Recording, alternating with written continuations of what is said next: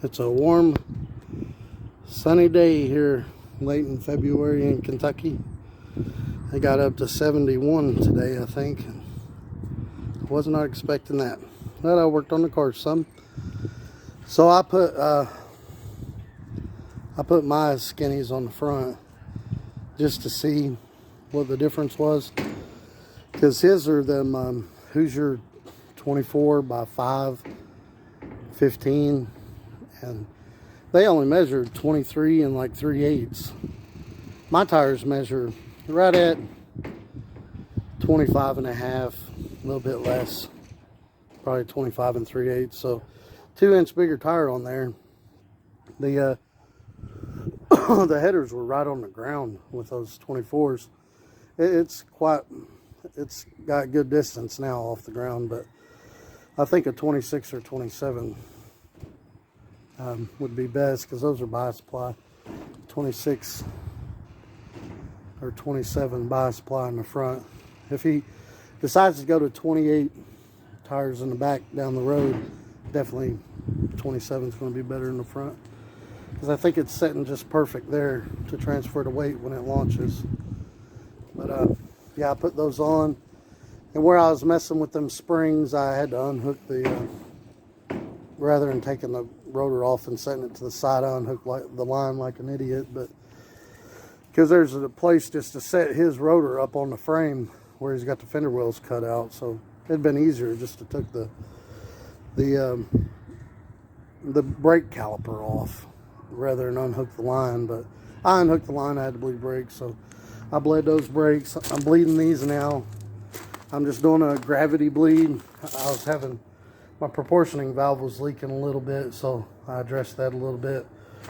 So I'm bleeding these now. I'm just doing a gravity bleed. I already did the other side. You want to do the farthest side. The front was good, so I didn't have to mess with those. So I did the passenger side first, and now I'm doing this side. And on that one, just the front needed done, so I did the passenger side and then the driver's side on that one. But he's going to order some tires for that, and we're going to get that MSD billet distributor. That way when I hook up that Nitrous Mini, it works right. That HEI, we locked it out, and the way we did it, it kind of messed it up. So if we try to phase it in, or try to pull any timing out of it, it jumps to the next terminal, so it's out of phase. The way that we did that HEI when we locked it out. When we took the vacuum canister holds the magnetic pickup in place, and we took that out and we tack welded it in, but obviously we didn't get it in the right spot, because when we tried to pull timing out of it on startup, that's when it kicked back and broke the flywheel. And that's why we, in my last videos, we fixed had to fix the flywheel. But hey, live and learn. It needed a better distributor anyway than the HEI.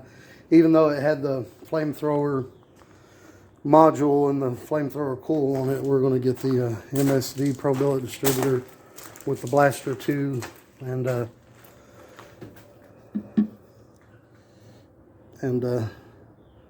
just go with that. And then when we get that Nitrous Mini hooked up, I'll show you how I wire that in and everything like that. That way, as soon as the nitrous is turned on, it'll send, because we got that 6AL programmable ignition box in that car. That way, when the Nitrous Mini wants to turn the nitrous on, it sends a 12 volt to the ignition box, and then the ignition box gets that 12 volts on that wire, and it retards the timing right off the bat. Based on how much you got it programmed in there, we can hook that up to a laptop and program that in there. But here's the Nitrous Mini progressive controller, where to put the shocks on. I don't think we're going to need them travel limiters, but we got some. But something else I got for the 96, since I bit my torque arm, this is the Trick Chassis tunnel mount torque arm. And I'm going to work on putting that in right now once we get the brake split.